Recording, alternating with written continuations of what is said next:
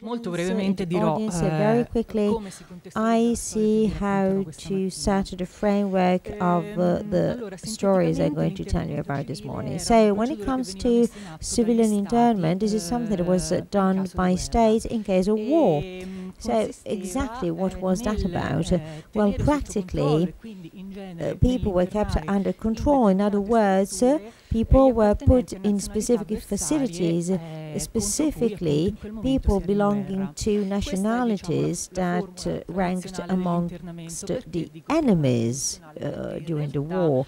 So actually the fascist regime made a slightly different use of this sort of internment way. It's something that was used also by democratic countries, not only by totalitarian regimes, and Italy used it during the First World War. But with fascism, this tool became something different. It became a real political repression tool, and also to carry out racist repression. Specifically, I will deal with the women, so the camps set up for women, and there were roughly 50 camps of that kind. Carlo Spartaco Capogreco mapped those camps. They were set up by the regime in Italy, specifically in the center and south during the Second World War, and there were just 6 among them that hosted only women. 3 were in the province of Macerata, in Campo Vetriolo and Pollenza. 2 were in the province of Campobasso, Quinquieto e Casacalenda, and 1 was in the province of Avellino, Solofra.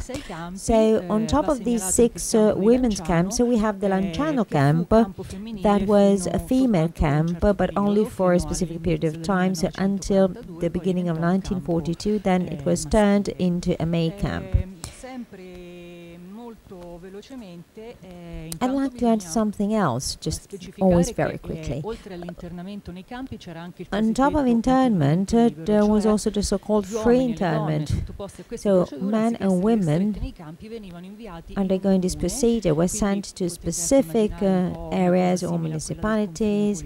It's like a sort of forced stay in a place for political reasons, and so they were forced to stay in a place. So it was always a form of internment, not inside a camp, but within a certain area or place or a certain municipality. I don't know exactly which was the specific figure, but we don't know how many villages hosted Second World War internees under the form of free internment, and we think that there were about 200 at the beginning of the war, but it's easy to imagine that then during the course of the war they maybe changed, so maybe there were more than 200.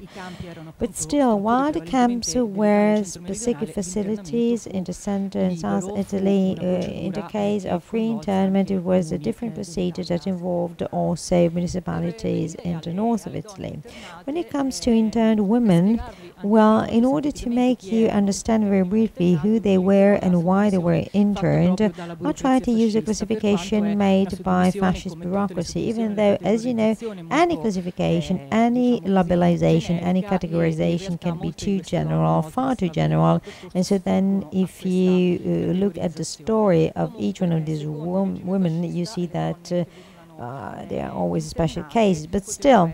So usually interned women could be either sort of against the fascist regime, or they could be prostitutes, or maybe foreign women, so belonging to states that were enemies during the war for Italy, or it could be Italian and or foreign Jewish women, or the former Yugoslavian women. What do we mean by that? So this is a term created by fascism to indicate women and also men formerly belonging to countries that were part of the eastern part of Europe, in particular Slovenian and Croatian women.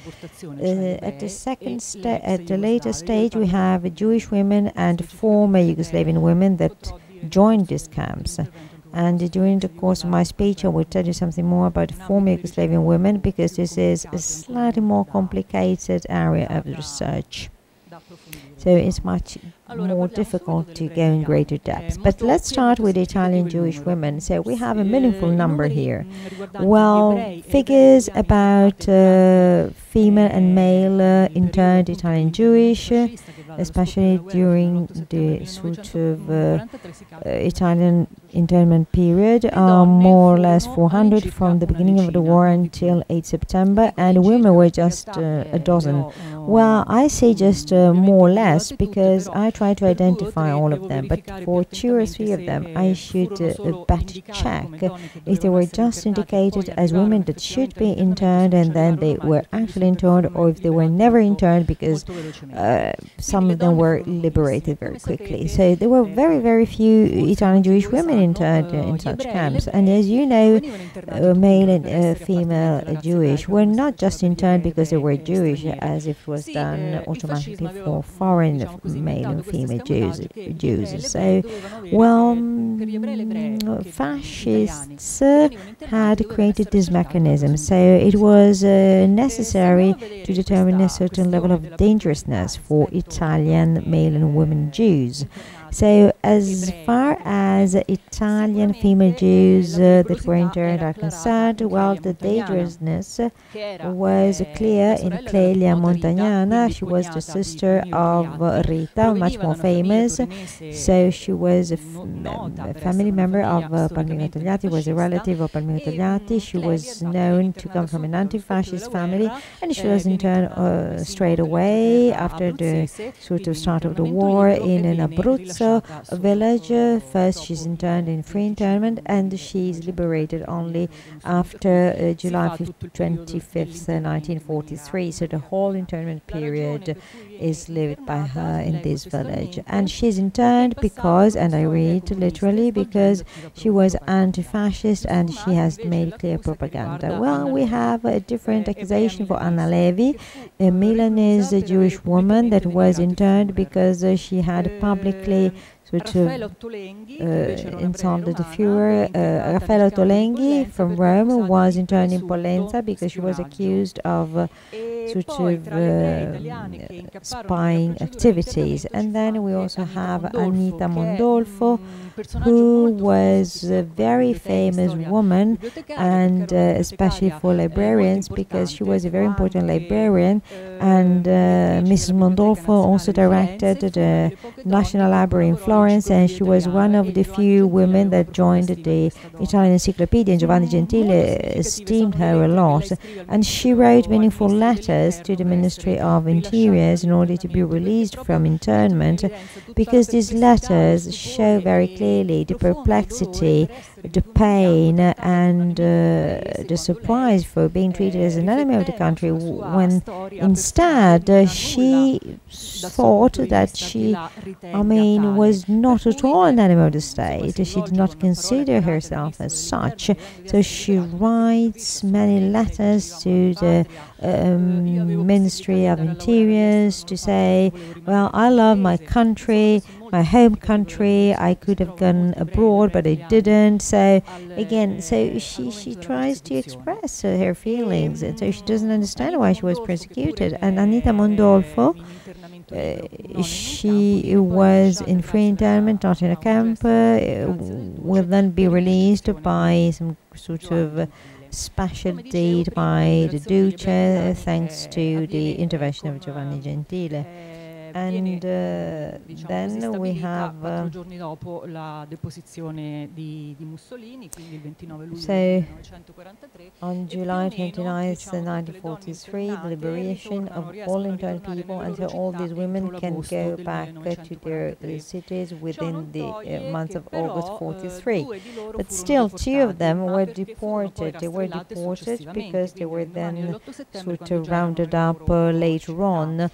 So Sara Franco and Elena Di Porto. The second one, Elena Di Porto, is a rather peculiar, interesting figure, quite well known because she joined a sort of outcry of the Jews against the Nazi occupation, and legend says that she was able to escape the combing of the ghetto.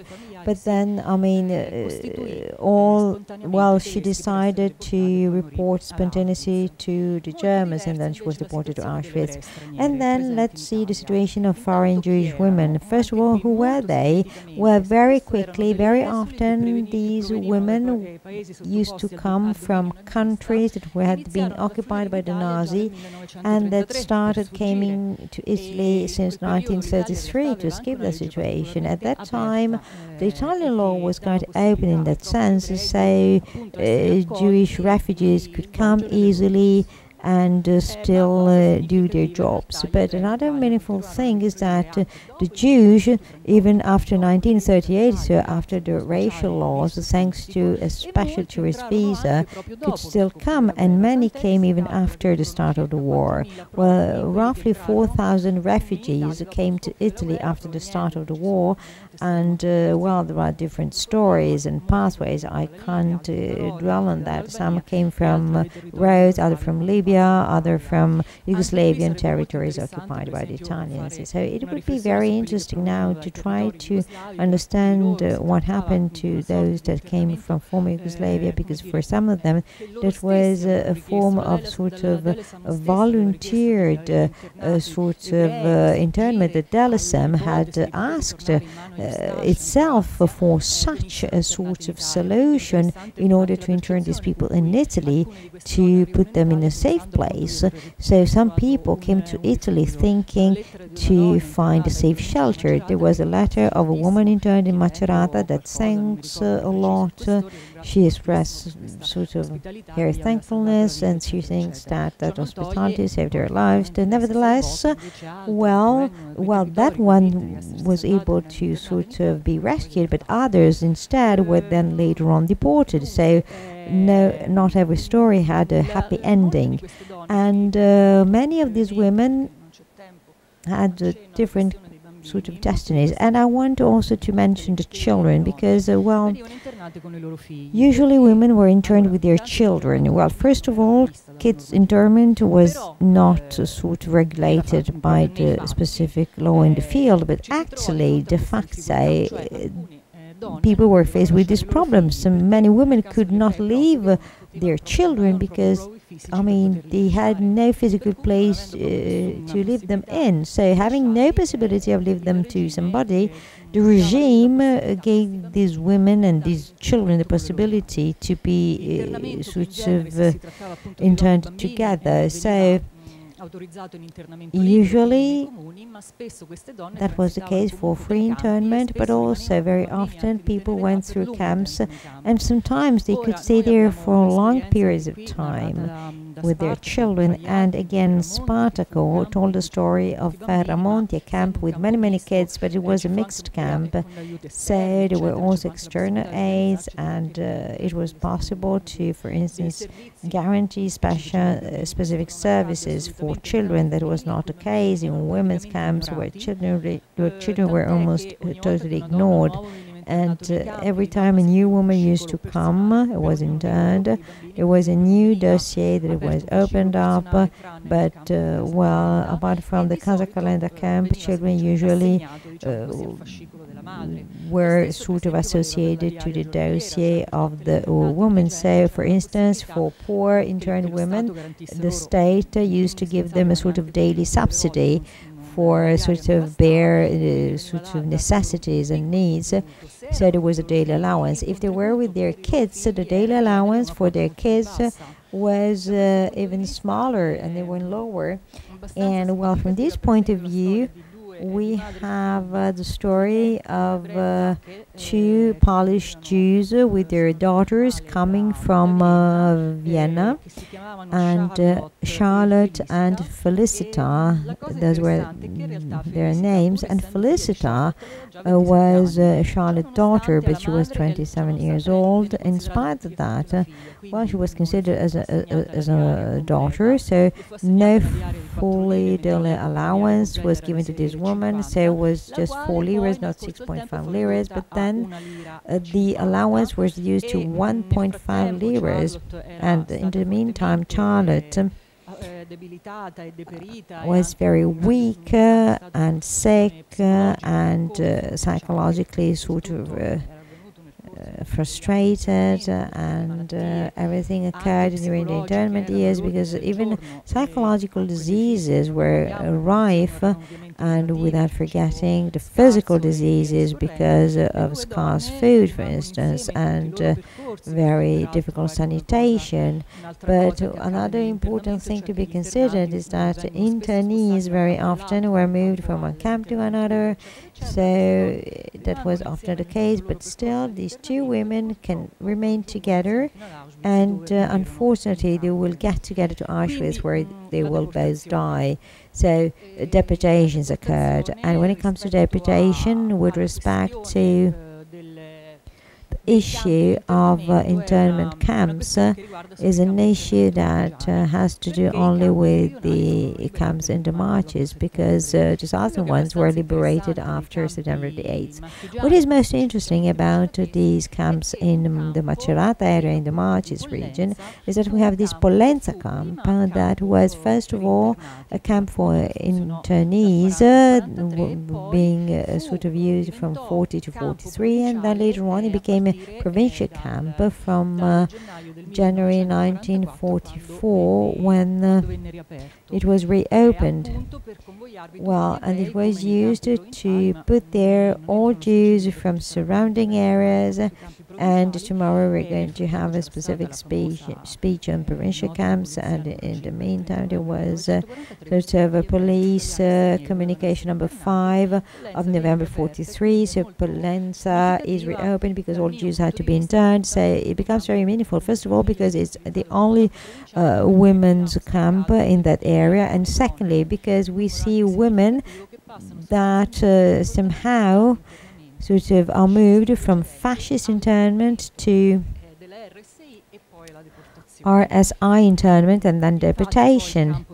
And well, the camp will be closed at the end of March 43, and all the Jews in the meantime that had grown up, well, are taken to Fossoli, and then from Fossoli they are sent to Auschwitz. Out of those 43, just 3 survived. What is most interesting about this pathway? Well, in the meantime, we have the Sforza Costa sort of camp and its experience. As Costantino said, after September 8th, it becomes a camp managed by the Germans. It's quite peculiar because it's not a fascist camp, but it's not an RSI camp. It's managed by the Germans, but their sort of managing way is meaningful, because first they put there all the internees that came from other fascist camps, so that were still around after September 8th, 43, and then little by little, what happens? Well, mostly French and English women are released, and when the camp is closed at the end of January, and from the 2nd to the 7th of February, all the people still in are sent to Fossoli. That camp, I mean, apart from rare exceptions, is filled by former Yugoslavian people that are then sent to Fossoli. Some are then sent to Germany from Fossoli, but it's very, very hard to retrace their stories. But actually, thanks to some friends of campifascisti.org, I found out that Malia Jukic, she had been sent from Pollenza to Sforza Costa and then to Fossoli, and then she was sent and used until August 44 in a labor camp near Lipsia. Instead, female Jews were sent from Sforza Costa to surrounding municipalities under free internment. Sometimes they spent a few days in prison and then taken back to Pollenza. So the most meaningful element of the Pollenza camp is that when you read the personal dossier of these women, because the followed procedures were the same as those of fascist camps controlled by the Ministry of Interiors, and until a few days before the deportation, it is quite surprising to see, first of all, that nobody had a clue about what would happen, and secondly, the fascist procedure let them have a rather regular life, because if women were sick, they were taken to hospital. There was a camp doctor, and the same camp doctor used to sort of cooperate between Pollenza 1 and 2 and maybe send them, reported these women to the hospital. And so somehow some women had no clue about what would happen next, not only in terms of RSI management, but also in terms of their own perception. So quite meaningfully, Margherita Glatter writes a few days before being deported, so after the famous circular letter, because the RSI bureaucracy used to write that these people had to be sent to Pollenza, and there were then sort of references to the police law number 5, and so this woman writes sort of a specific document asking for authorization to go to sort of a tailor in Pollenza to sort of collect a coat. And then a few months afterwards, so the mother starts looking for her. She writes to the police of Macerata because she remembers that she was the last place where she used to live. And in 46 she keeps writing, and she writes, well, she could have come back home by now, but actually the woman had been deported to Auschwitz on April the 5th of 44 from Fossoli, and she never came back. So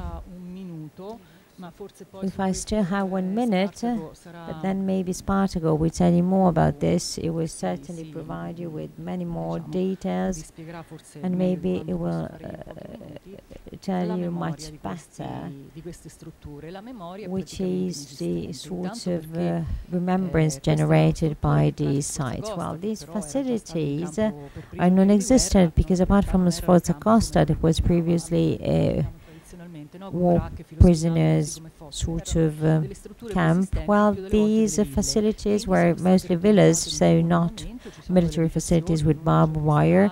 So sometimes there were sort of I don't know, play areas or restaurants, so there are no traces back because they were then reused, all of those places. Maybe the only facility that still sort of could be preserved as a remembrance site is the Urbisaya one in the province of Macerata, because it was the only one male site, and there, even though it may sound paradoxically, but thanks to the earthquake that occurred in our area a few years ago, and that brought about major stability issues when it comes to the area where the camp was, but thanks to restructuring works and according to amply requests, so the foundation, I think, that manages it is thinking about opening up an official remembrance society. So until now there was just a plate of Paul Pollack, very famous to us, a Jew from Vienna that had operated inside a camp as physician and was one of the few or the three that going through Pollenza was able to survive. But unfortunately he wrote a memorial, and of course she remembered that place as a place of sun and sort of good people, and that was written in a plate inside the Ubisalia garden. So expressed like that does not explain a lot about the use of that facility. And well, the managing foundation sent me Christmas wishes last year with these famous quotation by Paul Pollack, as if it was something positive. This is quite a paradoxical, sort of, this is ironic, because it tells a lot about I mean,